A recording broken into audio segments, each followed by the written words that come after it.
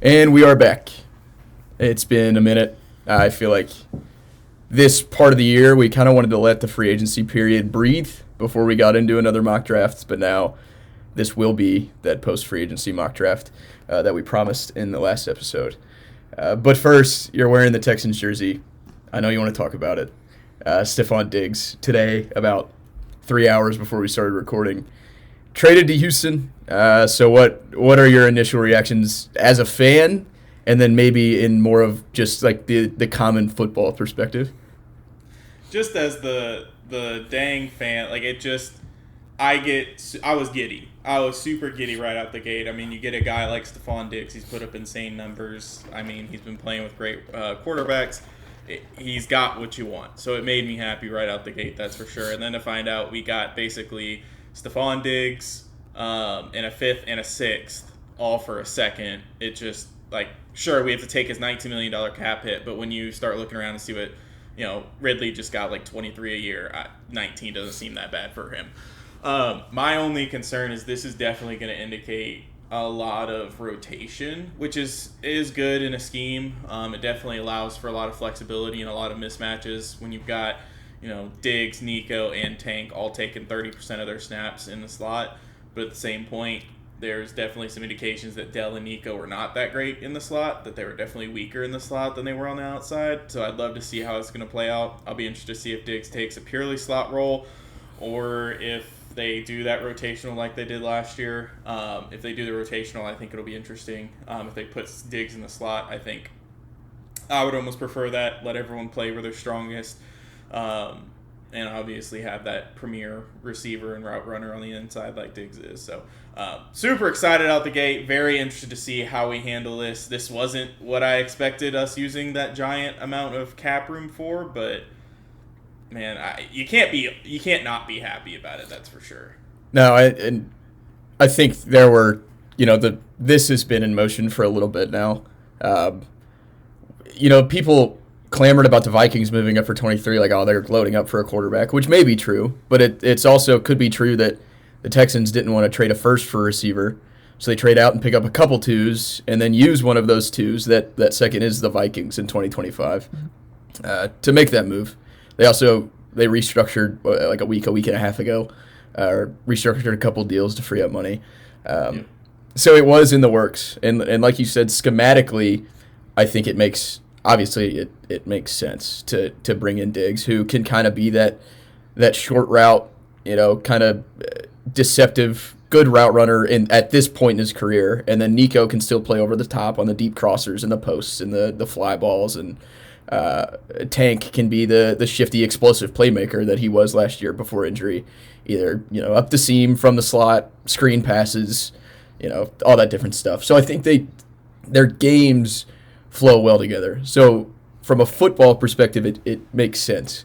And we can kind of talk about maybe where this could go wrong. I did have some questions about like the team building part of it, where we know that Stefon Diggs is a little bit of a cancer. And we know that because there's physical evidence that Stefon Diggs gave us from his tweets throughout the year, where he bashes Josh Allen, and his brother bashes Josh Allen, and it's like, okay, this dude is a diva. And I do think that, like, drama queens and stuff, especially in pro sports, are overrated a little bit, because there's not a direct impact really on, like, the quality on the field. Like, it's most of their impact is off the field. But I think Diggs is a unique case where he is an aging receiver, obviously, and most of these trades are made for aging receivers anyway. So that's out of it. But it seemed like his antics, and there's a story written, I'm forgetting the author's name now, an individual who works for The Athletic and covers the Bills, who tweeted a headline right after he was traded that said he wore them out. And this is the result, is that he's gone now. So an aging receiver with some antics last year because of a lack of production, where, especially in the playoffs, the Bills started out-snapping Khalil Shakir for Stefon Diggs. Maybe as a point to, like, we don't need you anymore. Maybe because Stefon would rather, was trying to hold out a little bit.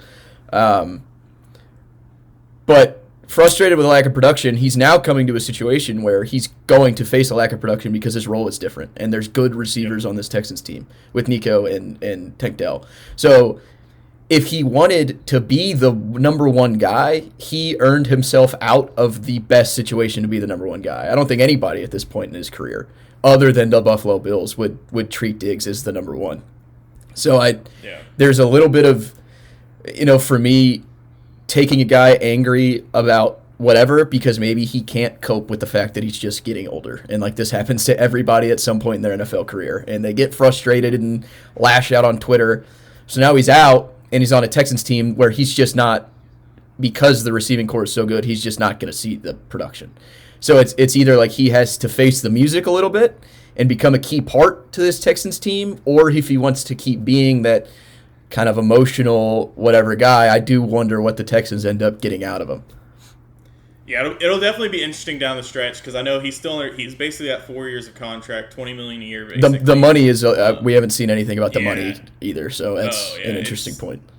So I mean, you've got quite a bit that you're putting into him. What I'm worried is this is us saying goodbye to Nico, which I'm not the most upset about. I love Nico. He came on great last year, but like I've been preaching, he had like 400 yards his rookie year, like 500 or 600 his sophomore year, and then had this breakout junior year with our great rookie quarterback. So I'm not that concerned if we do end up losing Nico. But yeah, no, the locker room stuff is concern, and it's that money that's a concern. I think if Diggs puts kind of his ego in check, which all wide receivers are to some extent, they're drama queens. Most of them. I mean, you look at AB, one of the best wide receivers, and AB might not be a drama queen. Yeah, he's lost it. Crazy. Yeah, he's just nuts. But yeah, so I mean, there's a level of that you kind of expect, but he is a little bit extra. His family obviously has shown they get engaged, but I mean, he has no more excuses if he's willing to be a 800-900 yard receiver along next to two other 800-900 yard receivers. I mean, I don't see if he can put his ego in check a little bit. I think it'll work out in the long term. Yeah. If he can't, I'll be interested. I think that's definitely a point of why he was so cheap is because of the money in the years he has left, and then also he's a little bit of a cancer. So yeah, we'll see how that works out. But it also does bring in, like, the first thing that popped in my mind with it was Brandon Cooks. Because to me, Brandon Cooks and Stephon Diggs are practically the same person.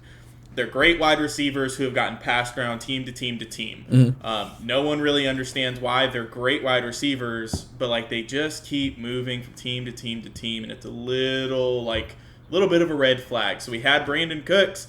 He got mad because we weren't successful, so he left. So now we bring in Stephon Diggs, basically the same type receiver, add him to our receiving core. So I'll be interested to see what D'Amico can get out of him, though, that's for sure. Yeah, and I think the one man with the most pressure on him is Bobby Slowick. Because it's what? He was getting head coaching interviews this past year, elected to come back, and now he has Stroud going into year 2. They bring in Mixon to be this, complimentary receiving piece. Not necessarily the bell cow, but somebody who can make things happen out of the backfield, which is what they did not have last year. And now arguably probably a top 3 core in the league in terms of receivers. So Bobby Slowick has weight on his shoulders this year. If he wants to eventually get a head coaching job, it'll be in the next cycle if this team performs well, I would think. Yeah, I would say offensively, if we don't make it, and this is not in full context, but if we don't make it to the Super Bowl and it's because of our offense, he's screwed himself. Yeah. Offensively, there's no reason we shouldn't make it to the Super Bowl at this point. We've got a Super Bowl caliber running back in Mixon. He's been to the Super Bowl. He's been to many conference championships. We know he's good enough.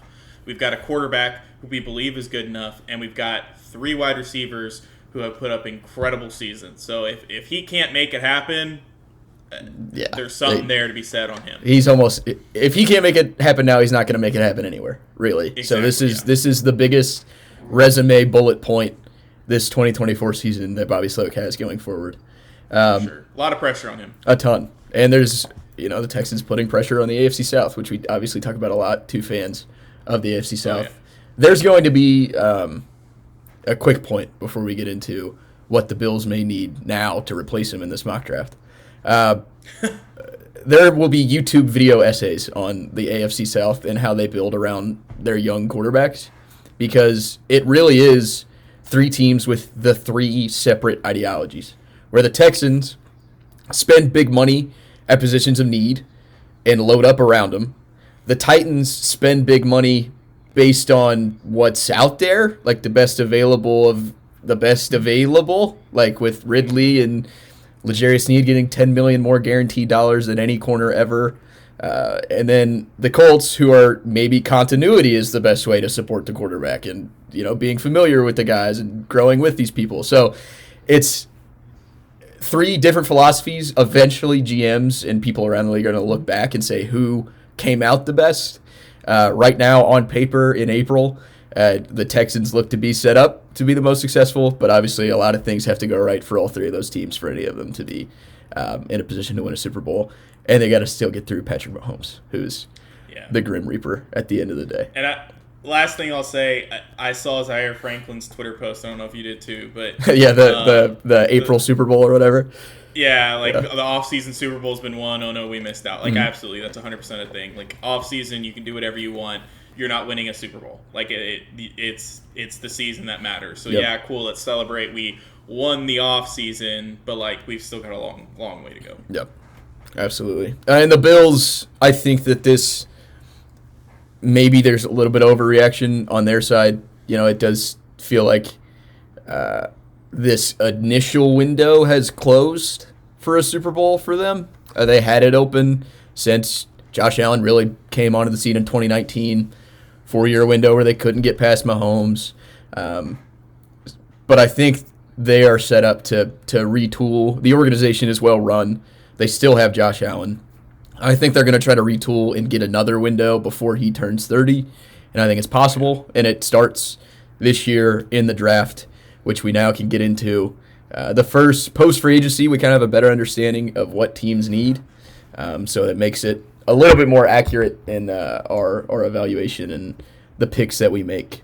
And the way we've set this one up, a little bit different from the past ones, where I'm taking ownership. I'm taking the GM chair of the odd picks. You're taking the GM chair of the even picks. We established that beforehand. We will have trades. We do feel like at this point in the year, almost 3 weeks before the draft, obviously. Yeah. Probably should include some trades in the mocks. But the way these are going to work is that if I am the Chargers, who I'm picking for as an odd team, and you are the Jets as an even team, and you want to move up because Marvin Harrison is there at 5, let's say, then you and I, as two separate teams, would have to agree to the trade, just so we're not kind of willy-nilly doing whatever we want. But to keep that sense of willy-nilly do whatever we want, if I was the 5 as the Chargers and I trade with my own team, the 11 as the Vikings, then nothing has to really be agreed to. So it should be kind of a different way of we're both influencing how this mock goes, and we can kind of, make some more fun fits that neither of us saw coming, and then maybe do some things that we both saw coming. So that's how we're going to do it. I think you see this first pick coming, though. It's Caleb out of USC. Yeah. I think he's established himself, obviously, as the number 1 overall pick. He's been doing it. Then he had the Pro Day where he was great, the Underwear Olympics, the Pro Days. But, yeah, I mean, he's number 1. Yeah, that's a fair number 1. I think that's, honestly, as much as that's become the absolute number 1, I think this number 2 is being solidified for me, which I think might be a switch up from my last one. Mm-hmm. But I think here you have to go quarterback. They got rid of Sam Howell, so they showed they're 100% going quarterback here. And I think honestly the pick that just feels like a no-brainer is Drake May. Yep. I like Jaden Daniels here, but lately, after he had a pretty bad pro day, which in the end isn't the worst thing in the world. Right. But it just kind of solidified for me, had me go back through maybe a little bit of prospect fatigue on May. Not saying he's that much better than Daniels, but just saying I think there's a lot higher ground floor with May. You know what you're getting, you know what you're not. I think he's that safe pick for them, and so I think just as solidified as Caleb is at 1, I think May's in it too at this point. Yeah, I'm with you. I think that, and I've been over the past couple of weeks in our brief conversation, I've hinted that maybe I'm a little bit lower on Daniels than consensus. And recently, I went back and watched Brian Thomas and did my evaluation of him, and it really jumped out to be some of the issues maybe that people have been talking about with Daniels, especially the stuff over the middle of the field where there would be, Thomas would be underneath on a crosser waving both his arms, just like I'm wide open, and Daniels isn't looking at the middle of the field. And people have talked about how he has issues throwing to the middle, so I think that it's completely fair to take May over him. I think that obviously they both have, none of these quarterbacks are perfect. But because you did that at number 2, I honestly thought you were going to take Jaden. I like him there, but I just, for me, it just feels like Drake May. It really does. Yeah, I'm 100% with you. I agree that May is my QB2. I think, I'll put it this way, I think May is closer to Caleb than Jaden is to May. Yeah, I would agree with that. So, yeah, I'm perfectly happy. Caleb May, I think, may become a common obviously, switch it up sometimes, maybe with Daniels as more news comes out. But Caleb May, I think, is the one, too. I agree that it's set at this point. But now, I think if you did take Jaden, I would have taken May at 3. I'm going to make this pick available because I don't... Jaden Daniels to the Patriots feels eerily to me like Bryce Young to the Panthers, where it's like, this guy just doesn't have enough support to really succeed. And I know that the idea is to always get the quarterback, but if I'm the Patriots, I don't think I would take him at 3. So my initial phone call would be to your New York Giants at 6 to see if you think they would be interested in trading up to 3.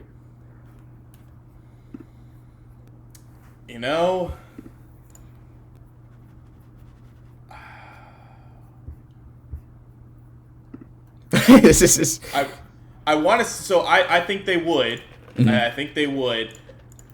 I will say, what would you want? Well, let's see. We can do it in the PFF mock draft kind of trade. This makes it easy in terms of, I think, to move up 3 spots. I think the Patriots are still probably, obviously receiver could be in the mix. I could sit here and take Harrison.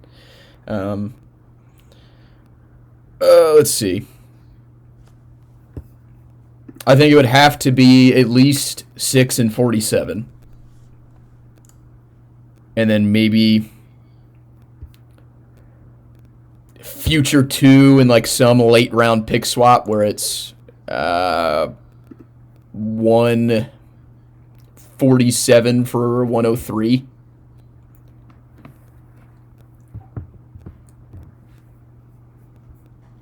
Yeah, I think I'd be.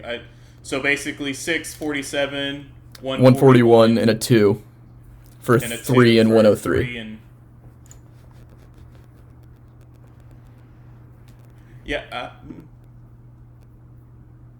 I say let's do it. All right. Let's do it. I like that. So the Giants come up, and now you have control of the Pats, and I have control of the Giants, which is a fun wrinkle. And I think we kind of alluded to it. I'm just going to take Jaden Daniels here at 3.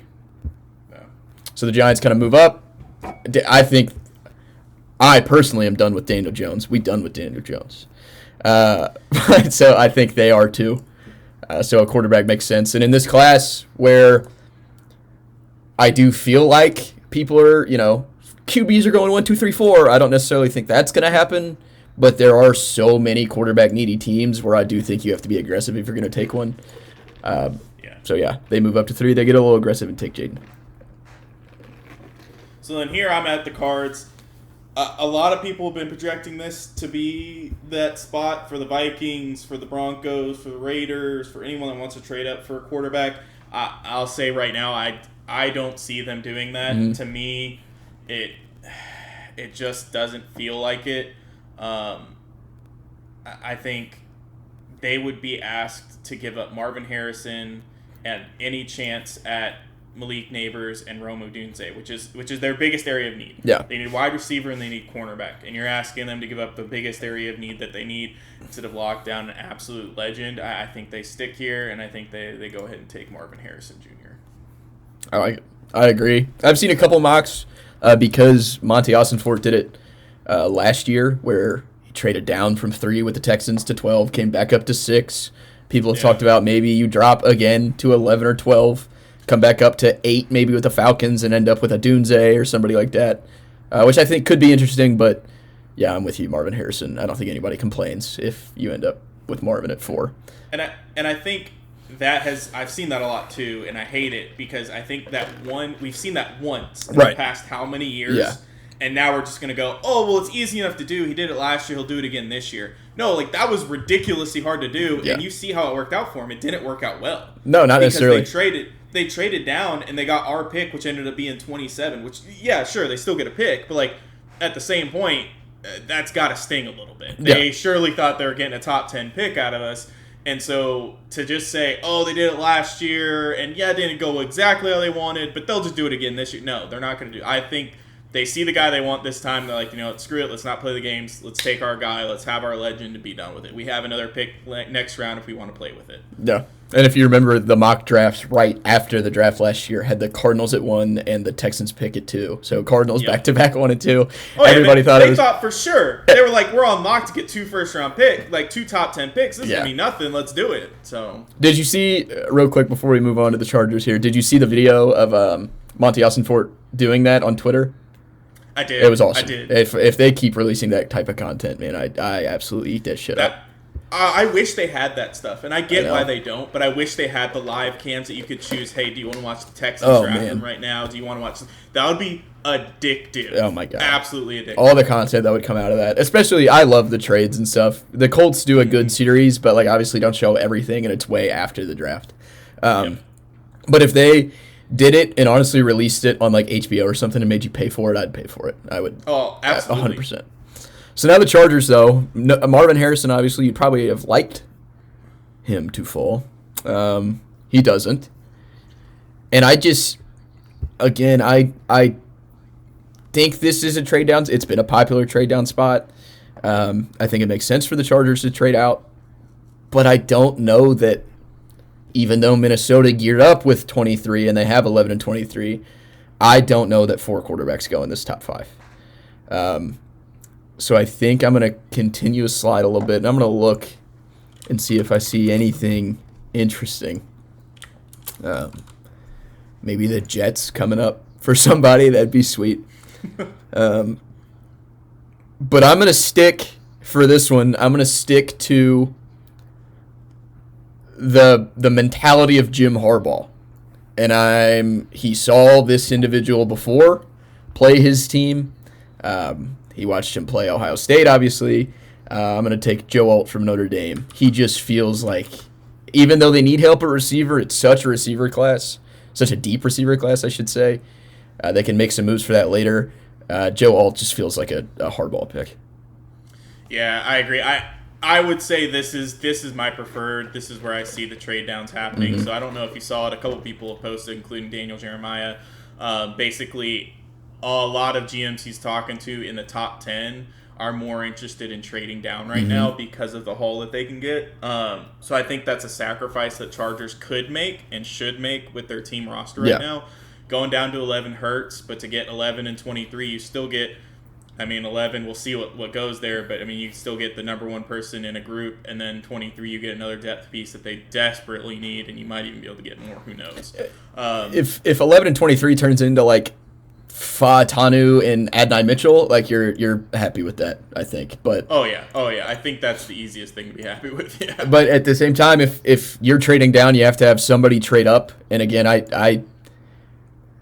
we love to hype the quarterbacks. Like Will Levis was going at 4. It was 1, 2, 3, 4 last year for a little bit, where Levis was at 4 and Richardson and Young and Stroud were all going top 3. And I just think that come draft day, it's really hard for these owners to choke up a bunch of capital to go get the 4th best option as of right now at quarterback. So I'm going to let McCarthy slide a little bit in this one, I think. Obviously, you can take him wherever, but... Yeah. I will say, so this leaves me at Pats at 6, which brings up the tough decision. Oh, yeah. J.J. McCarthy here feels destined to do this. If this happens, this feels like destiny. Another Michigan quarterback, totally underrated, makes a late run. It feels like this is J.J. McCarthy if the Pats end up trading down to 6. However, I don't feel like that is worth it for them. I really feel like doing that hurts them, because that's just too high for me for him. I agree with you on that one.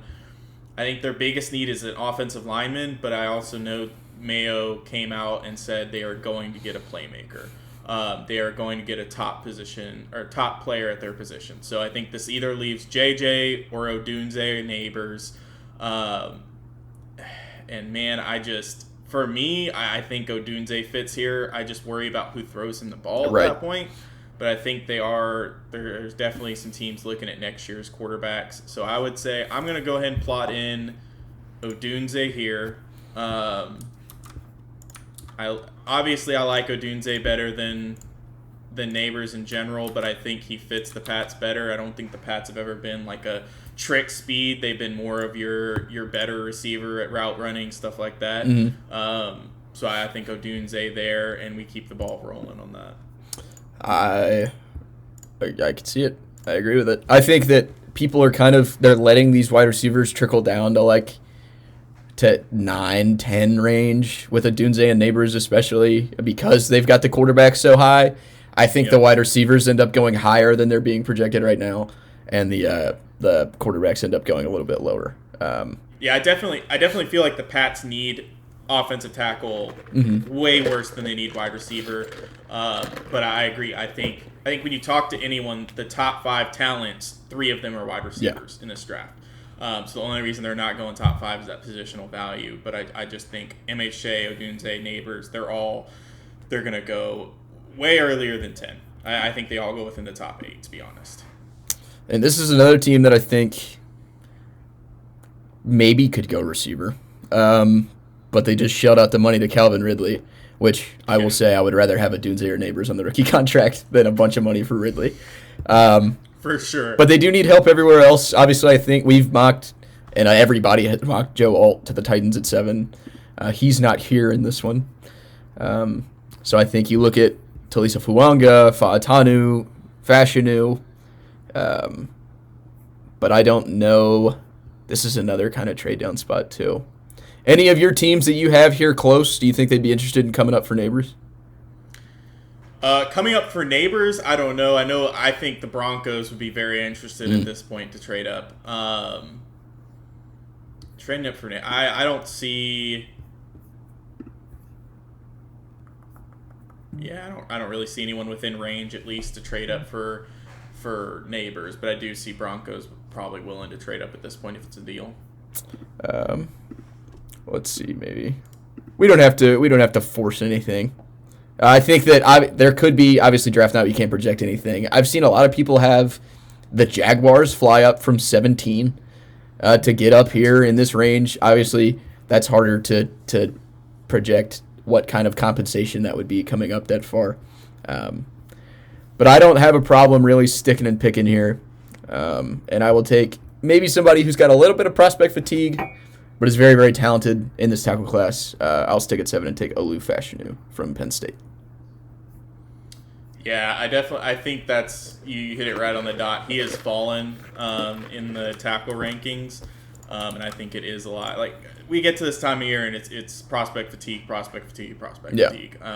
It's going to happen, and it happens a lot, and I do think that that's pretty much how it goes all the time. So I like Olu a lot. He's currently my 4th.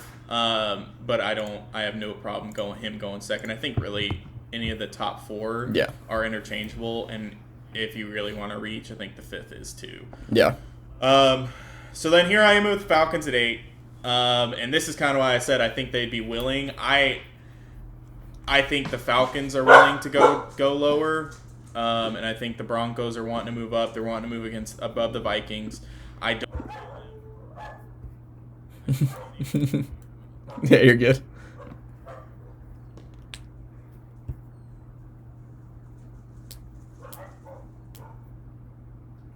They're rearing to go. Gotta love the pups. Yep. But yeah, so to cut that short, I think Broncos are willing to trade up, and I think the Falcons, they're obviously looking for edges. Dallas Turner probably won't get taken from them if they trade back to 12. So I think they feel fairly confident with that. So let me go ahead and work this. So since those teams don't really need to do too much on the concern on the trades, we'll just go through with it. Yeah. Perfect. All right, so then we have Broncos here, and I think Broncos nab JJ. I like it. I think there's just something to be said for Sean Payton and some not as mobile quarterbacks, but that are field generals. I think he specializes with them on good game planning and stuff. So I think they're going to sit there and they're going to grab them and be happy with it. And, they don't have a second-round pick, so at least they nailed the first one. Yeah, I like it. And Sean Payton has been quoted as saying that he was asked directly if he thinks the Broncos are a team that would consider trading up, and he just flat said yes. So, oh yeah. Obviously, you can't take anything as completely serious, but True. It definitely makes sense for them to move up, and McCarthy fell a little bit according to the public in this one. So it makes sense. I think the Vikings and Broncos would get into a little bit of a bidding war with the Falcons there, and if that's the case, sure. it's a good spot for the Falcons to be in. This has just fallen so perfectly for the Chicago Bears, where you've got Keenan Allen and DJ Moore on the outside, and now you bring in a guy who's what's that word? Mainly a slot in college, lined up a lot in the slot and absolutely dominated. Malik Neighbors to pair with Caleb, that offense is immediately ranked very, very highly in the league. Yeah, and I hate it. I really, like we kind of were talking, I don't know that he falls this far, but man, if he does, that's a steal for the Bears, and having a family that's Bears fans, that really sucks. Who do you think? There's been some debate because the wide receivers we don't think maybe get this far. Do you think they could go? I think with this 9th pick, because it's kind of up for debate, they can do a lot. I think Matt Eberflus wants another edge outside of Montez Sweat. So I think that could be, they can consider any of them. Obviously, none of them have been taken here. So Turner, Latu, who I know you have Latu as one. I believe I do as well. Or Jared Verse, really, if Montez Sweat is more then you just have two really powerful edges with Verse and Sweat. So yeah. I think really, man, I really think they just go with the wide receiver if it falls. I really do. I mean, I don't see how they don't. If a wide receiver doesn't fall, I think you're looking at a choice like a Dallas Turner or Latu or whoever their preferred edge is. There's also a possibility that if Murphy impressed enough, that it could be Murphy as well. But I don't know that he did to get this high. Some people do have him going this high though. Yeah. I think in the end it's going to be a decision between if one of those wide receivers falls, whether it's a Doomsday or Neighbors, or their preferred edge, and I think this is kind of where it all starts there. Yep. So that leaves me at 10 with the Jets. I think this has become the most. And I know what you're gonna do, and we talked about this weeks ago, and now it's become the chalk pick. We were ahead of this. Reality. It's crazy. We were ahead of this. But it really is like I feel like there's a no-brainer to grab Brock Bowers here. Yep. That is your whole and I've heard, don't get me wrong, I've heard the argument to have a tackle here or something like that, because you do have two older tackles. You have a lot of older line and a lot of older players in general. But I think they're going all in. I think they want to get that 99 overall, like if you're talking about 99 overall in every position rather than having depth. Yep. And I think it could come back to bite them again, like it did last year. But I think they're going to try it and roll with it and see what they can get out of these guys. And I think Bowers gives them that most pro-ready, Super Bowl run-ready team. Brett Coleman, I know you're familiar with him on the Bootleg Football podcast, was talking about how he doesn't see Bowers as a generational tight end. Like people are, and we've talked about the term generational before. I don't necessarily like it. But he doesn't necessarily see him as this generational tight end because he's a good blocker, but he's not like digging edges out, if he needs to, like a Kittle who's just blowing up dudes in the run game. He sees him as a generational H-back, like a juiced up Kyle Juszczyk, which would be insane if you could get that in your offense. I don't get me wrong, he's not prolific in the blocking game. He's still good. He's still willing to and still able to. Yeah. So I don't know. I think he really is that new age tight end that is Gronk level. Mm-hmm. He's gonna catch the ball ridiculously well and still give you some pretty good blocking. Is he gonna be the best blocking tight end? Is he gonna be the new Kittle? No. No. But is he gonna be a serviceable blocker? Absolutely. And is he gonna be an electric wide receiver? Absolutely. No. So split him out, keep him in. You can do whatever you want with him. I love it. I absolutely love this pick to the Jets, and I hate the Jets. I know. Yeah, I do too. I'm a huge fan of it. And again, we were saying it multiple weeks ago. Now it's become like the chalk thing to do. Yep. But now it's the Vikings. They've missed out on their quarterback. So rolling with Sam Darnold next year. Did you see the new report on the Vikings? Was it that they were willing to roll with Darnold? Or Yep, they're willing. They're more interested on their draft position. They're more interested in looking at 2025 quarterbacks than trading up. Which I can't believe that. No, I really can't. 100% could be smoke. Yeah. I don't know that you trade for a first round without having a plan. Yeah. Yeah, so it could be that they did that in plans to trade up, and then everyone was like, "No, we want more," and now they're like, "You know what? Screw it. Let's just use the two first rounds and then grab a quarterback next year or something." But I think that does have some era of truth of they're at least accepting they might have to roll into this with Darnold, and they're okay with that. I think we talked about it a little bit earlier. I think that the Diggs trade that just happened with the Texans. Maybe the Vikings weren't as bullish about moving up as we thought. Like, maybe the Texans just were looking to trade out of the first round and approach them. And the Vikings said, well, maybe we could use this to trade up if we get this first. So, yeah, we'll do it. Yeah. Where it was kind of like mutually beneficial, more so than the Vikings trying to be hyper aggressive and trade up. So, but now they're in a spot at 11 where they don't get the quarterback. They're not super aggressive in this mock. The Broncos were more aggressive, and now I think you just go with their favorite corner. And I think that in the Brian Flores defense, obviously physical, you need guys to be physical on the outside, but also guys who can mainly man coverage because those edge defenders are pinning their ears back and forcing the ball out quickly. So for that, I am going to lean Terrion Arnold, and I will take him off the board first. Yeah, that's where I figured you were going. I think that makes a ton of sense for all the reasons, obviously, you just said. It gives them that tough man corner that they need and they use very well. So I think that's a huge pick for them. So that makes him first defensive player off the board, which is a new change up. That is. Yep. And I think this pick is pretty easy for the Falcons. I think they're either looking at edge, a corner, or they're looking at someone to pair up with Drake London. I think they got that with Darnell Mooney, and really there's no one worth it up at 12 at this point. I think they're looking at edge and corner. You just took Terrion Arnold. Obviously my favorite. I think your favorite too. Quinyon Mitchell is still out there. But I do think that they are infatuated with Dallas Turner. So I think Turner's going to be my pick there. Yep. I like it. And I think Quinyon has been... I watched quite a few games of Quinyon, and I think there are some valid things about, well, he never played like press man. Like, he never really got physical up front. They always had him dropped back and always in drop coverage. And he did a lot of triggering downward rather than getting back, which we know he's athletic enough. But I think he's a very talented player, super physical at the catch point.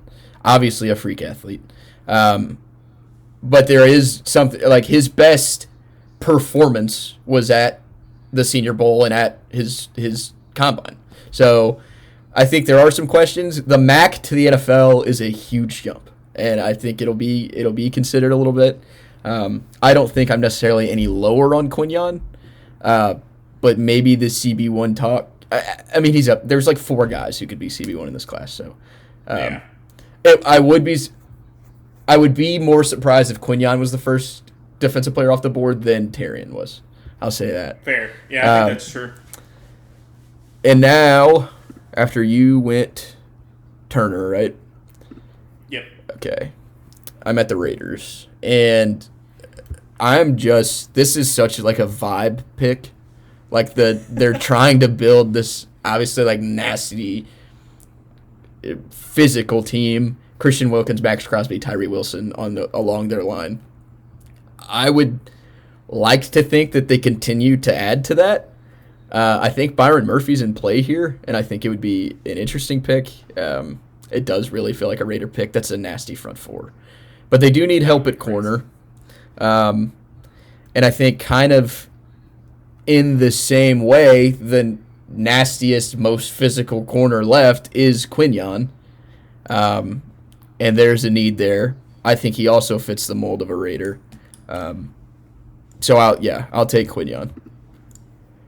Yeah, I figured Quinyon when it lasts too much longer, to be honest. I was kind of hoping he would, but it's a fair pick right there.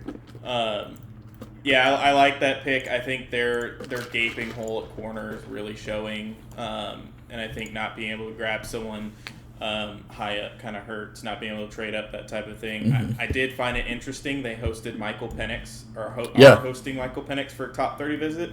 So I'll be interested to see how that goes. So if you take talent-wise, man, he might be a first-rounder. I can't convince myself that he will be.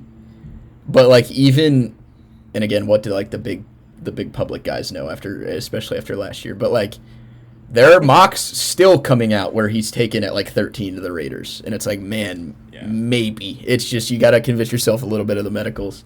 Him, and that's what I like. Him and Bo Nix, I feel like could go anywhere from mid-first to late second. Yeah. I feel like that is their window. Yeah. They're going to go somewhere in that. I wouldn't be surprised at anywhere. Obviously, we're getting fed a lot of QB desperation talk that I don't know how accurate it is. Yeah. Obviously, we get that every year. But I do think that these 6 quarterbacks, I really do think they are much better than our crop last year. I mean, I think as prospects, Williams and May both go before all of them. Daniels and JJ go somewhere in there. And then I think Bo Nix and Penix are both better than Will Levis. And Levis went, 33, 34? So yeah. I wouldn't be shocked if they all go in the first round. With that being said, Saints don't need a quarterback, at least technically. I think they do something. Yeah, eventually.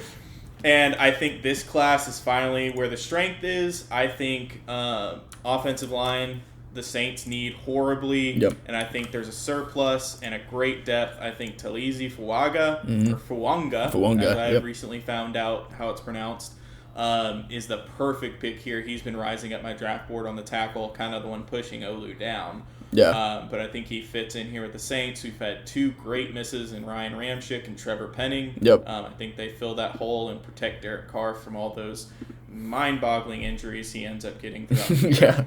Yeah.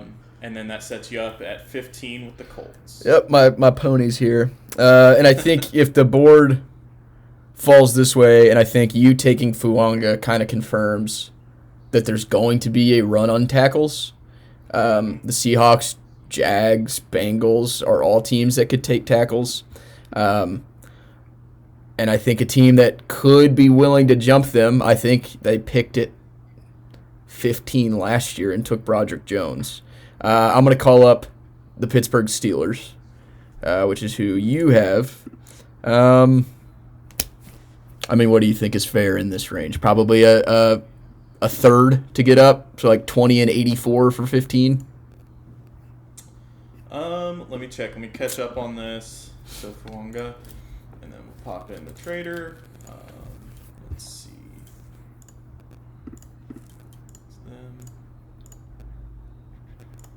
All right, let's look at what we got. So, yes, trying to go from 20 to 15. Man, yeah, I think, to me, I would expect to have to give probably a future third, and then move, like, the Colts 117 to 84. Okay. So trade back from the third to like the fifth-ish, or fourth-ish, and then give you all a future third as well. Yep.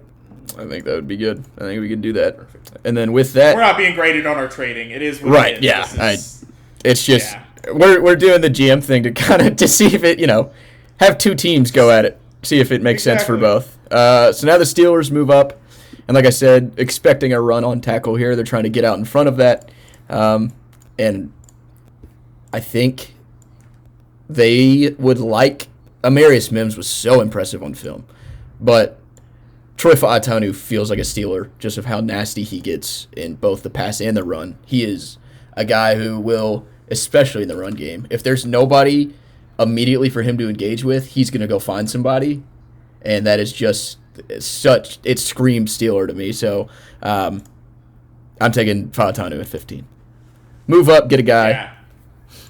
Yeah, I think that's what they need to. I mean, you could obviously see Najee and Jalen were both having a pretty tough time running in, and then you're going to add in a mobile quarterback in Justin Fields and Russell Wilson. You're going to have to solidify that line, and Fautanu, I think, has that ability. So that leaves me down at the Seahawks. I think you're accurately projecting a tackle run. And I think had you not traded up to take Fautanu, I think the Seahawks, that would have been my pick. However, with it falling how it is, I think the Seahawks' glaring weakness is their defensive tackle, and Byron Murphy is still here, and I absolutely love Byron Murphy, like most know, and I think that's their pick at 16. I think that's a cool run to the podium, chalk it in, and we're good to go, and that'll leave you back at 17 with the Jaguars. I think a front four consisting of Uchenna Nwosu, Leonard Williams, Byron Murphy, and Boye Mafe is something that Seahawks fans can get excited about. Oh, yeah. So the Jags now. I think they're kind of just like a jack-of-all-trade team, a jag-of-all-trade, if you will, where they can do a lot as well. I do think corner is in play for them. O-line in play. Some of the signings on their O-line, I was like, what? The dude from the Vikings, who now I'm blanking on his name, who wasn't very good, and then they kept him. Then restructuring Brandon Sheriff, who's had all the injury issues. So O-line's in play. I don't necessarily think they would take anyone available right now. So I'll just go with a guy who's creeping to the top of my cornerback leaderboard in Nate Wiggins, who got injured at the combine, obviously, so people are kind of like he can't even stay healthy at the combine, but obviously in football he was healthy. A guy who is light for sure, probably plays around 180, but is still really, really physical and moves differently, I think, than any other of the top corners. He's very, very fluid. Again, we brought up the buzzword of prospect fatigue a lot, and Wiggins was one of the guys, when people were looking ahead at this draft class, who was one of the favorites, like him and Kalen King. And Kalen King fell off, so maybe people assume that Wiggins has to as well. But he's a good player, and I think Jacksonville would love to have him. Yeah, I think the biggest thing for me and Nate Wiggins is he is a 4-2. Yeah. When the decision makers are asking people about prospects and they ask about the 4-4, they don't care about anything other than those first two. 4 point what? They don't care if it's 4.29 or 4.31. You're a 4.2 or you're a 4.3. Right. And that's why people want to crash that threshold so much. And I love Nate Wiggins. I think obviously, he got hurt, but that a 40-yard dash is where you're going to get hurt, and that doesn't really happen. Not in playing. So we've got the Bengals here. I think they're the easy pick. Unlike you, I think this is a smash accept. I think this is that fifth guy I was kind of talking about that I could see either being argued as just as good as those top four or just outside. I think it's J.C. Latham for me, and I think the Bengals smash accept on J.C. Latham. I just don't think that there's too much there to hate. He's a mammoth of a person. He's got supreme strength. I think this is finally that cornerstone piece that they need. Put him across of their other offensive tackle. They signed Trent Brown, and they finally got an offensive line worth protecting their premier quarterback. I think that really sets him up for the future. I don't think T. Higgins is getting traded at this point. I think he's just going to stick out with this franchise tag and then go wherever he goes next year. But I think this gives Burrow that protection that he needs. Yep, I'm with it. I like it. Alabama tackles come with their own pedigree. Evan Neal, the last one to not work out. It's pretty rare that one doesn't work out, though. Latham they do need help, and those are what is that now? Is that Latham, Orlando Brown Jr., and who's the one they just acquired? Trent Brown. Trent Brown. Yeah, Yep. those are the first three guys off the bus. Those are the scare factor, just mountain dudes. Yeah. They're the intimidators. So I like it. And this is becoming one of my favorite picks in this draft. So much value keeps falling to 19. And we've talked about before. I've made this pick before, where the Rams don't care about injury history. They don't care about super freak athletes. They want good football players, and Laiatu Latu is just a good football player. Stays in LA, gets going on that defense with Kobe Turner and obviously Byron Young, who both had good rookie years last year. They still need an edge presence. Laiatu Latu, the technician of this class, I think fits very, very well with the Rams. Yeah, I love that pick, honestly, just like you do. I know we talked about it. I think it was almost 3 weeks ago now that we talked about that for the first time, and it really does make a lot of sense for me. They're already gambling with – they were willing to gamble with Matt Stafford with his neck. They're willing to gamble with a lot of these injury guys. They just lost Aaron Donald. They need someone to put him in there. Yep. I think they could look to Johnny Newton, but I think I look to the lesser talent when you can look to the greater talent. Yeah, he's not at that exact position, but Aaron Donald was playing edge as well. So I don't know that it's really splitting hairs there. I think you take the better talent in Latu, and I think he just fits there. So that leaves me at the Colts at 20. This is a fun pick because me and you very much disagree on who you will need. You're a very not necessarily very strong wide receiver. Yeah, guy. I don't see you guys as needing wide receiver. To me, there's other positions that you need far greater. I think right now the discussion could be BTJ or AD as your wide receiver guys. I 100% agree. Those are very tempting. But I think you also look at the defensive side of the ball, and you've got Cooper DeJean just staring at you. And at this point, you guys just signed Julian Blackmon. You play a lot of one high. I think you're going to need someone there, and I think you're going to need help and someone who you can just throw, whether he's nickel, whether he's outside, or whether he's safety. Yeah. I think you can disguise a lot of coverages that way by having him out there. I really just think that DeJean is the pick here. And I know BTJ sounds so good, but I really do think there's a reason DeJean came in to this offseason as cornerback 1, and you guys are getting him at quarterback 4. Yeah, no, I initially for a split second forgot we were doing the odd even thing, and I thought I may be picking for the Colts because I had him at 50. I don't know. But I was going to take Cooper DeJean just to switch things up. Hey, let's go! Just to switch it up. I have been team receiver. A lot of it was kind of anticipating the veteran signing in the secondary that has not come yet.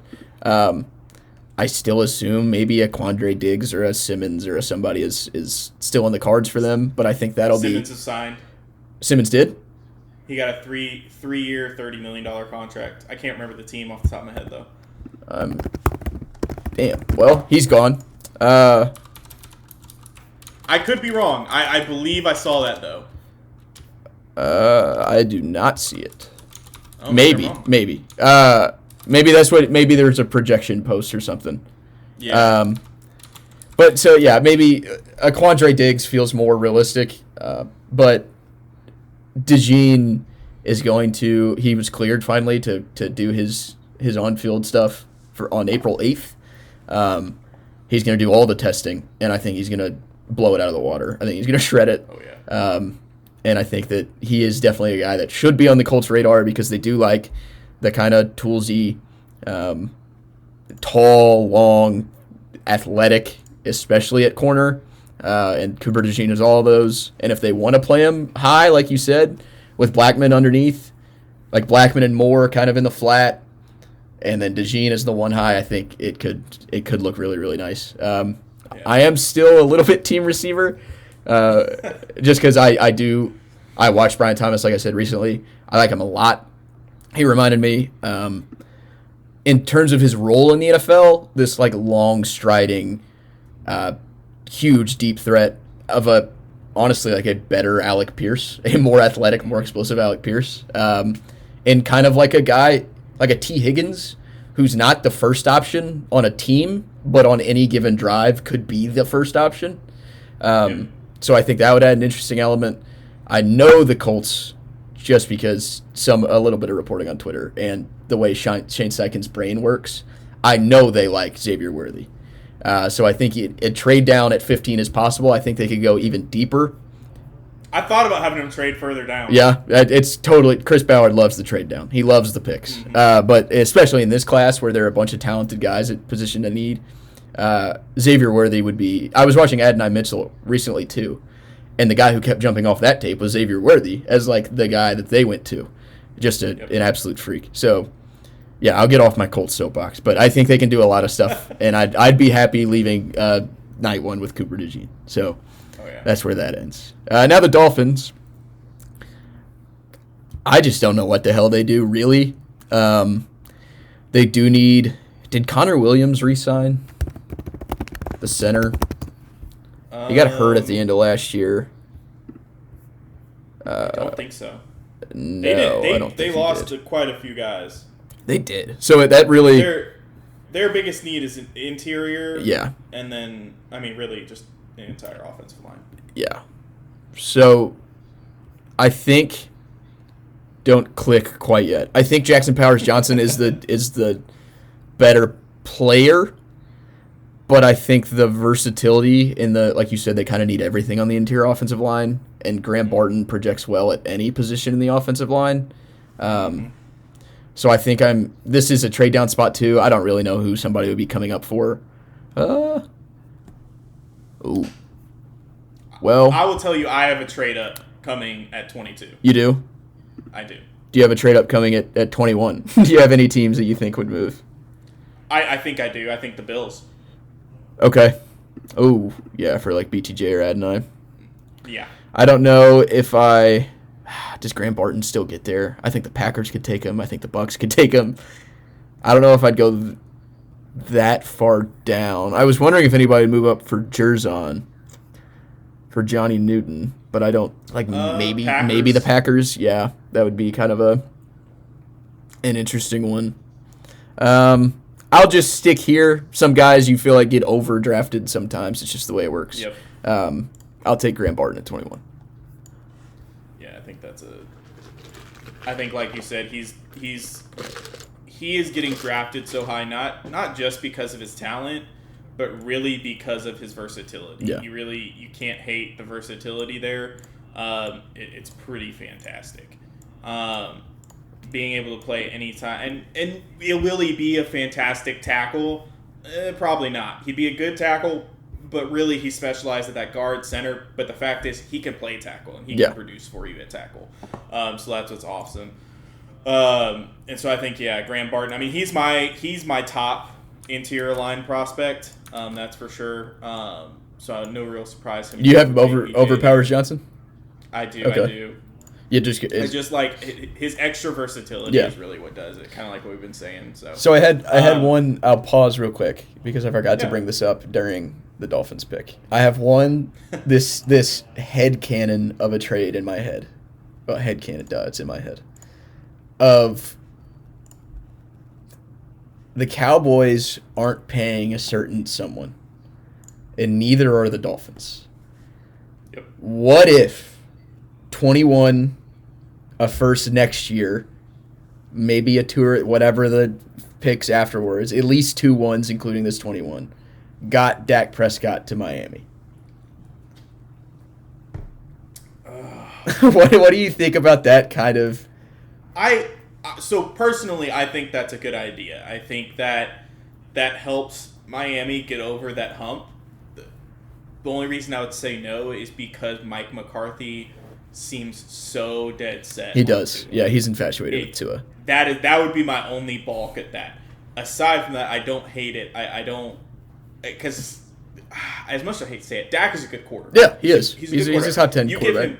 He's had CeeDee Lamb, and that's really it receiver-wise. He's had CeeDee Lamb. You give him Tyreek Hill, Jalen Waddle, that's insane. Yeah. That would be just. So I would love that, but I think Mike McCarthy puts a no to that because he just loves Tua. He does, and there's a couple things working against it. I think it would be so fun Dak in Miami would be It would awesome. be. But then what happens with Tua? Like, the Cowboys don't want to take Tua. Yeah.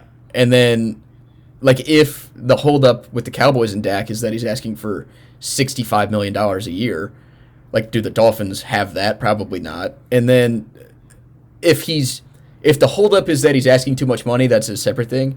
If the holdup is that the Cowboys don't want to pay him right now because they don't think they can win a Super Bowl, if it's the latter, like, you have to trade him because you can't let him walk next year for nothing. Yeah. And it's, I don't know. That situation, I feel like it was talked about a week ago because it came out that they weren't going to offer him a contract. They know how it stands, whatever. But, like, there's a lot that has to go into that over at least this next season because you don't want to let him go for nothing. Yeah, I was shocked when I heard that because Jerry Jones is the type of person we both know he's going to pay the guys he's going to pay. Mm-hmm. Like, he doesn't care. It was Zeke for forever. So I was very surprised when it came out that he was not paying Dak right away. That shocked me because honestly that gives Dak all the leverage. Yeah. Which doesn't seem like shrewd business that I would normally expect out of Jerry Jones. But Right. But yeah, no, it'll be an interesting situation because, like I said, Dak's got all the leverage, and the Cowboys are kind of over a barrel on that one. They are, and I don't know of any other team in the league that can make that trade other than the Dolphins. So that's why they're the team I've kind of keyed in on. Yeah. So that leaves me at 22, and like I kind of mentioned, I'm having the Bills trade up to trade up with the Eagles. I think the Eagles don't need anything crazy right now. I think they're willing to come back and let someone fall to them that they want or need. And I think the Bills, having traded away to Stephon, I think this is kind of the plan, is to grab BTJ in their rebuild. I don't think he makes it past the Cowboys if he goes far, so I think they have to trade up past the Cowboys in order to get him, which is why I have him going at 22. I think this is a perfect scenario for the Bills. Grab that wide receiver of the future, kind of like you were saying. That's another thing I kind of took for him, and whether it's accurate or not, I did knock Daniels for having Neighbors and Ryan Thomas because both of these guys are easy wide receiver ones on a team once they've kind of grown up and matured in this NFL. So for him to have both those weapons, it's kind of expected for him to have the season he had. So it's a little less impressive, and that kind of knocks him down a little bit. Yep. Which should it? Probably not, but it does. I'm with that. And so that would just have me taking Brian Thomas with the Bills, and that makes me happy for them. So that leaves you with the Vikings for the second time. Yeah, Vikings number 2, and obviously no quarterback in this one, but they've gone Terry and Arnold, and now I still think I'm going to draft defense because they really on offense have it largely figured out. Other than, this would be the perfect spot for like a Kirk Cousins type to play for. But I think I'm going to go defense again. I'm trying to decide between Johnny or Jared Verse because they have, for me... Man, can we just pause? This is why I don't like the Diggs trade. Yeah. If we could have Verse or Newton, Yeah.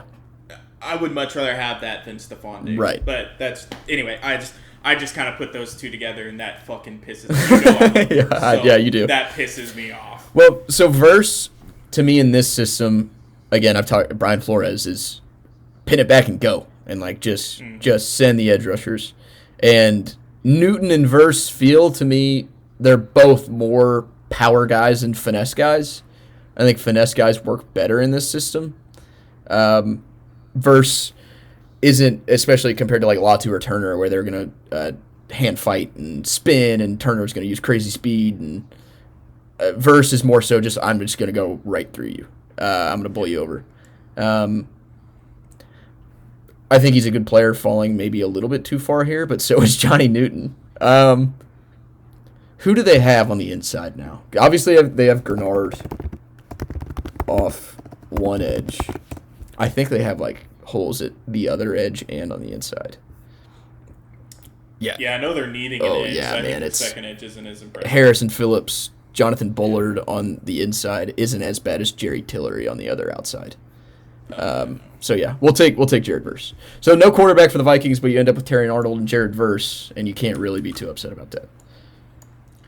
Yeah, and if they are, they can go stick it where the sun don't shine Yeah. because almost every team would be ecstatic with that. Yeah, they'd whether be fine they with needed that. a quarterback or not. So then that puts me down at the Cowboys, kind of like I was talking. I think they're in the realm for a wide receiver as well. I think they need to replace, obviously, Tyron Smith leaving, Tony Pollard leaving, Tyler Biotic. Yep. Yeah, that guy. I mean, that's huge. They're having several gaps. I want to go A.D. Mitchell here because I feel like that is the all-in type move. Yeah, that Jerry they Jones said they was were saying doing. He was. Yeah. However, his free agency did everything except to say all in. So that makes me think that they're going to do what they normally do. Come over here, grab the next available tackle, grab Amarius Mims, and plug him in and play him and enjoy that next 10 years of excellence at tackle, which I think Amarius Mims has prepped and ready. And you can kick. I think that You can kick Tyler Smith back into guard, and let Mims play tackle. Right now, the projected O-line is Tyler Smith at tackle, taking over for Tyron Smith, and then guard T.J. Bass, center Brock Hoffman, and then Zach Martin and Terrence Steele as the other guard and the other tackle. So, Smith back into guard. Amarius Mims, who is so good in like 8 games. That's all we have of him. It's tough to project how good he's going to be. Yeah. But, like, it was impressive. Against SEC comp, at Georgia, like, it's, there's a lot to like about Amarius Mims. You don't necessarily, you'd like the medicals to be a little bit cleaner. I think the effect of adding Mims, pushing Tyler Smith inside, shores up that offensive line that they're always known for. Yeah. As opposed to adding A.D. Mitchell, it helps, but you already got Brandon Cooks, you already got CeeDee Lamb. Is A.D. Mitchell going to be better than Brandon Cooks on his first year? Yeah. I think the more immediate right now helps with Mims and solidifies that line for him. I like it. And now the Packers, who I debated trading up to 21 to take Jerzon Newton, just haven't fallen into the lap. So Johnny Newton, not a lot of stuff to talk about there. I think, again, they're a team to go like a Graham Barton type, just for some extra help on the O-line. But they've also, I don't think Brian Gutekunst has ever taken an O-lineman in the first round. So Johnny Newton at 25, I think makes sense. Play him next to Kenny Clark and those edge rushers, Rashawn Gary. They're another team like the Texans who just should be so good next year, so young, and Johnny Newton improves a team that should be steadily developing. Yeah, that's for sure. And now I'm at Bucks, and man, their biggest need is edge, and all the great ones are off the board. The next available to me is Chop or Darius Robinson. Mm-hmm. Neither one do I really love taking here. So I think it's really just a decision between, do you want to bolster the O-line or do you want to bolster your cornerback room? And like I said a long time ago, there is a lot of smoke around Rakestraw to the Bucks, and man, does that fit in with Rakestraw's rapid rise. I think he is the guy there. I really do. I think the Bucks are infatuated with him. Yep. And I think the rumors are going to prove true if him falling to 26 really happens. That rise he's had over the past couple of weeks, strong interviews, strong performances at the Combine. I think he fits in there pretty well. And I think that makes the Bucks pretty happy that they didn't have to move it all to grab their guy. I like it. And there's a part of me here. Man, this Cardinals offensive line is so bad.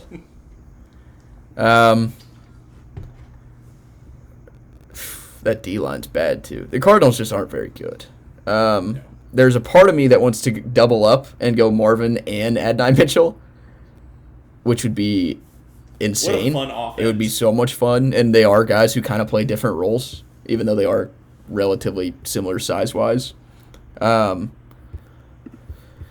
Corners aren't very good either. It's Garrett Williams and Sean Murphy-Bunting, and Murphy-Bunting's really more of a slot guy. So, I mean, for me here, it's between Kool-Aid, JPJ, and Adonai Mitchell, really. And I know you like Tyler Guyton as well at Oklahoma. But they got the Paris Johnson and Jonah Williams is like fine. It's better than Halte Froholt at center. Yeah, I think their tackles are their their strong point on that line. And that's by default type deal. Yeah, let's go JPJ. I like JPJ a lot. I think him and Barton are both studs. I think they both end up in the first round. There's not much analysis to do with that one. Yeah, I think that was my pick too. When you were talking about it, that's kind of what I decided is, hey, if I had this pick, I think I'm going JPJ. I agree. I think their tackles are the best part of that offensive line, and that's not saying much. Yeah. And I think, yes, they do need some corner help, but Kool-Aid, I don't have as much faith in Kool-Aid as a lot of people do, so I don't think he's that much of an upgrade, but getting JPJ at 27 feels pretty good. Solidify that O-line for the offense that you're going to need to carry that weak defense. Yep. So that leaves me at Eagles. Howie's here sitting, staring. The guy they wanted at 22 fell to 28. Tyler Guyton, I think, just like I've said in the past, I think you've got that Lane Johnson, Jason Kelsey connection to Guyton, and I can't believe that they would pass that up with the guys on the board they don't really need. I think Guyton's a no-brainer here for the Eagles. I'm fine with that. I think now is a tough decision. A part of me thought, I know you love that Guyton to the Eagles pick, a part of me thought you may take Kool-Aid. Kool-Aid and Wiggins are both kind of rising for me in terms of my corners, how I'm thinking about the corners. Kool-Aid was like, he's not the sexy pick right now because Tyrion Arnold showed so much more on tape, but Kool-Aid didn't get to do that because they just didn't throw at him ever. So it's like, would you rather see the corner or never see the corner? So I think he's in play here for the Lions, and I think they'd be pumped. Somebody could also come flying up to take Adonai Mitchell here. I don't necessarily want to think too hard on that. So I'm actually just going to take Adonai Mitchell to Detroit at 29 because I think Amon-Ra and Jameson, and they just lost Josh Reynolds, right? He's elsewhere. So, yeah. So, Amon-Ra doing what he's been doing. Jameson Williams is a deep threat, and Adonai Mitchell out there is kind of the more physical, get in the run game receiver. Quick route winner, obviously fast. I like the fit. It's kind of like an unconventional one. I don't think a lot of people are taking receiver to the Lions, but I think it makes more sense maybe when you think about it. Yeah, I mean, I definitely like that pick. I'm a JMO hater, so no, that's fair. There's that point too. That's fair. But if they can get that second wide receiver, to me, they've got that offense on lock. They've got the power back, the absolute elusive back. They've got a good tier quarterback. They've got a great O-line, the phenomenal Iowa tight end like always, and then two good wide receivers. That really shores them up pretty well. And if you hadn't taken him, he was going here. He was going. He's going in one of these picks. Yeah. So I think that's an easy one. He could also end up going way higher than this area of the draft. So. Oh, yeah. So that leaves me at Ravens. They need some offensive line help bad after all of the mass exodus that they just had. Yep. Losing Morgan Moses. Stanley's almost always at 14 games a year at best. Simpson's gone too, right? Trent Simpson. Yep, Simpson and Zeitler. Man. They just got decimated with free agency. So they're going to build a young O-line. I really think the only one worth it here would be like a Jordan Morgan. Mm-hmm. I think he's that main offensive line guy that they'd have to look at if they're going to go that route. I also don't hate them taking a wide receiver, especially with Xavier Worthy sitting there. Yeah. I think that's the type of wide receiver that they need. They need someone that's fast. They lost Marquise Brown a couple years ago, and I think that showed in their offense. I think Lamar and him hooked up quite a bit, and I think Worthy is honestly one of the most Marquise Brown-like prospects. Yeah. So I like him there. I mean, they need an edge. They need a safety, but you're not taking safeties here. So I really think it's between Worthy and Morgan. And, man, I don't think they can ignore what happened to that O-line. So I think I'm going to end up taking Morgan here as much as I would love to take Worthy. Love to see him go there. He's not going to fall far, I'm sure. But Jordan Morgan is just one of those tackles that he can move into guard as well if needed. And I think he shores up a position and a position group that they need to work on bad. I like it. Morgan's just kind of the guy that's outside of the club in terms of these tackles, where the other ones are just so good that somebody has to be in tier 2. So Morgan makes sense. Zach Frazier makes a little bit of sense there as well. Obviously, they've got the center figured out, but I think Frazier has a little bit of flexibility to play guard. But the Niners now, Kool-Aid staring me in the face, really, again. But because I want to get this guy in the first round so bad, because it's like, when there is a defensive player from Penn State, just take him and see what happens. And for a team that values the defensive line and values just freak athletes all the way around it, Chop Robinson to the Niners on a team with not a ton of needs would be fun. Yeah, I definitely agree. I think Chop Robinson is one of those prospects that he's got that pedigree, and I think you're going to eat off of that. So I think he's a little underrated at this point, but I think he'll show he's worth it. I also think he gets into the first, just in general. Oh, yeah, for sure. And so now we got Chiefs, final pick of the draft. This is a fun one. Rashee Rice running from the police. Yeah. So now they thought they had the solution in Marquise Brown and Rashee Rice. Now they're stuck with Marquise Brown and maybe Rashee Rice next year or the year after. So they've got to look at that solution to that. I think you've got Ladd. I think you've got Worthy. I would normally put Worthy here, but since they signed Marquise Brown, they're pretty much the same person like I was talking about earlier. I think Ladd's the favorite to go there. A couple other things they might need: a cornerback and an interior. So obviously you got Frazier and you've got Kool-Aid also. And man, I think Ladd has to go here. He's too good to fall outside of the first round. He fits that mold. Even if Rashee Rice doesn't somehow magically get suspended, which would be a miracle. Yeah. I think you plug Ladd in there and you have a 3 wide receiver set that's pretty damn dangerous. And I will talk briefly about the 33rd pick with the Panthers. I'll be short. Somebody trades up for Kool-Aid McKinstry. That's it. I don't know who. I agree. Yeah. I don't. Yeah, him or Worthy or any, like, there are a couple guys here that I don't. The fact that you get him outside the first round is crazy. So we've talked about it with this class, and it's like the interesting thing about this class is like it's so good in the first and early second, and then there's a pretty significant fall off, in my opinion. I think obviously the positions of need are so good at the top, and I think there will be a lot of trades in this 28 to 38 range. Obviously, they're super hard to project, but yeah, I think teams will be aggressive, and somebody has to fall out of this first round.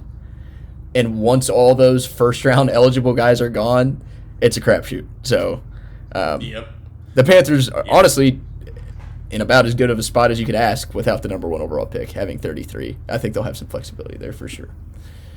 Yeah, I think it goes to about 46 to 48 guys, and then there's that tier 2 drop, and it's a hard drop. Yeah. But that's honestly why I love that we still got the 42nd pick after trading back. Yeah. At least we still get someone There'll be in that somebody tier. there. Even if it's the last guy in that tier, we'll take it. But yeah, I think there's some outstanding stuff here. So definitely a fun little draft to have. Had a few trades. We'll see if they actually come to fruition or not. But it's such a guessing game at this point in the year. It is. Oh, but I can't. I've literally got a countdown clock on it already. I can't wait. 3 weeks from today, right? Yep. Tomorrow. Tomorrow. Yeah, it starts Thursday. This draft's gonna be a lot of fun. And like last year, we were both in a boat where this draft feel like it's snuck up on us, on me at least a little bit, and it's because we needed a quarterback, and it's like, who's gonna be the quarterback? But this year, it's just like, where are all these pieces going to fall? Because it's a lot of fun too. Because I think to the same extent, we were so locked in on quarterbacks because our team needed quarterbacks, and that's all we looked at. And now we're not even looking at quarterbacks. No, quarterbacks take so much time to look at. Yeah. So it freed up so much time for us to look at everyone else. It makes it a lot easier. Yep. But I think I'm good on this one. We can get out of here. Same. Probably more draft talk. That's safe to assume over the next couple episodes, all the way up until the draft, and then we can start talking about how those pieces fit in with their new teams and where the teams project going into next year. Probably a couple of mocks, maybe a couple of positional rankings. We can debate who's better than who in terms of our favorites. Yeah. But yeah, we'll be back with that soon. And for now, we are out of here. All right. I'll see you next week.